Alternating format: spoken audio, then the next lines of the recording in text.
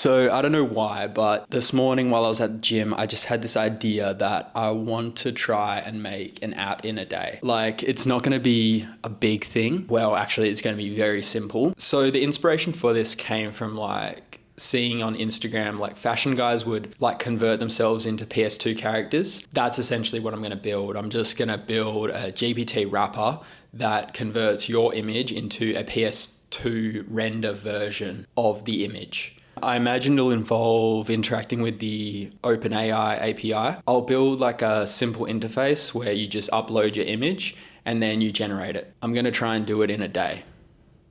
That might be a mistake, but we'll see if I get it done. I've got a lot of work to do, so I'm going to jump into it. Yo, so it's been about an hour since I filmed that introduction video. In that time, I've gone and built the UI. What I have done is there's an upload image button. You click it. You upload your image, which is me. I just took this as well. Then you convert it, and and then I've just logged convert image, and that's where I'll fire off an API call to OpenAPI and then convert it into the PS2 render version. So one of the ideas with doing this fast was to try and use AI as much as possible so that I can build really fast. So I'm using Cursor. I use Next.js because that's what I'm used to. And I've just gutted the template project. Essentially, you've got state for the image URL and state for the image dimensions. You have a create image URL, which just takes the file that's uploaded and converts it into a local URL, which is then presented in the image. Handle upload, this is what's run on the click of the upload. So it runs the file selector and allows only images and then creates the image URL. Handle convert image, this is where I will do my API call.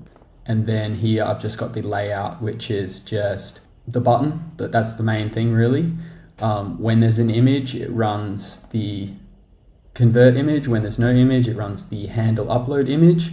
And then the next image here, which takes the image URL. I have it on fill, and then my little trick here was to set the aspect ratio based on the image dimensions. That way the image is the correct proportions. So that's my little catch up. My next job will be to integrate with the OpenAI API. I'll see you in a bit. So I was just about to do my first test of the whole end-to-end flow, but to use the OpenAI image gen endpoint, you have to verify your ID. So I just did that, and it said it would take 15 minutes. So that was a sign for me to take a lunch break. So I did it. It's working now. Like you saw before, I've got the button. You click to upload. I can click this other photo that I took and press convert. Now, it does take a very long time to convert. So when I've been testing, I've just been scrolling reels while I wait for it to convert. So I will speed this up. And there we have it. It's converted and it looks great. I've added a download button where you can click and it will just pop into my downloads. So now I can run you through the code so that you understand it. And then if you wanted to take this code and edit it in some way to make a different type of image generator, you could easily do that, because I'm going to give the GitHub link in the description. So you'll just be able to take this and build whatever you want from it and use this as a starting point. So a few things have changed since my last update. I use base 64 images now. So we have an image base 64, we have a converted 64, the image dimension stayed, a loading state, and an input ref. If we look at the layout now, we have a conditional on loading. If it's loading, we show the loading state. And if not, this is the flow. We have a hidden input now. That was an AI addition. So I think it just makes it easier, because before I was creating an input just to click it. And then on change is the create image URL. Then here's the image. So whether we have an image base 64 or a converted base 64, we will show the image. Show the converted one before the uploaded one and set the dimensions.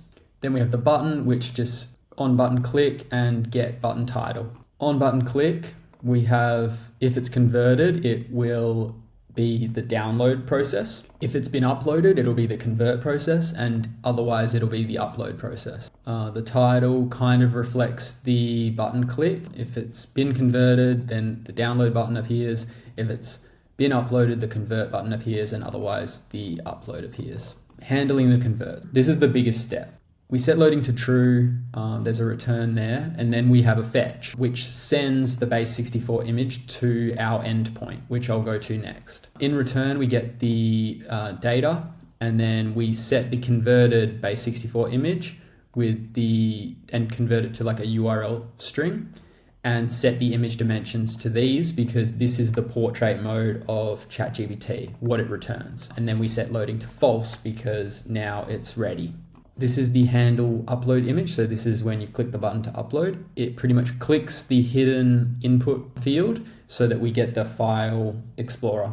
And then finally, we have the create image URL, which runs every time the file changes in that input field, which is the upload. So we take the file and then we pretty much convert it to a base 64 and also set the image dimensions. And then there's setting it to base 64 and the source to that. And then we read it as a data URL. That's the client-side code. Then we have a few other places that we have to visit. This is the endpoint. This is the post endpoint. This is where we post the base 64 image and we send a message to OpenAI. So how I've got it structured is I have this OpenAI file with the code, which is this send message to OpenAI. You'll need to put your API key into a .env file, which I've got here, but I'm not going to show you because it's a secret. And then we're passing the base 64 here. And then this is the code that OpenAI wants. And our instruction prompt is here. Pretty much, essentially, we feed it an input image here with the base 64, and we also feed it the prompt to tell it what to do with the image. Then we get the response and we return it. The prompt, which you will probably be interested in, is here. Essentially, you could take this whole project and just change this prompt to, I don't know, you are a GTA character. You could do anything and change all these, and you would have your version of this app. So there you go. I said I could do it in a day and I got it done. Hopefully this helped you understand a bit about how the OpenAI API works and how you can use it to wrap the API and build your own image generator or converter. If you're interested in doing something like this yourself, I'm going to leave the GitHub link below, and you can use that to make your own version of this app. But just beware, you'll need an OpenAI developer account and an API key, and you'll also need to load some cash onto that account because these API calls aren't free, although they are very cheap. And then the other thing I ran into was I needed to verify my ID. Let me know if you enjoyed this, and if you did, I'd appreciate a follow, and I'll catch you in the next one. Bye.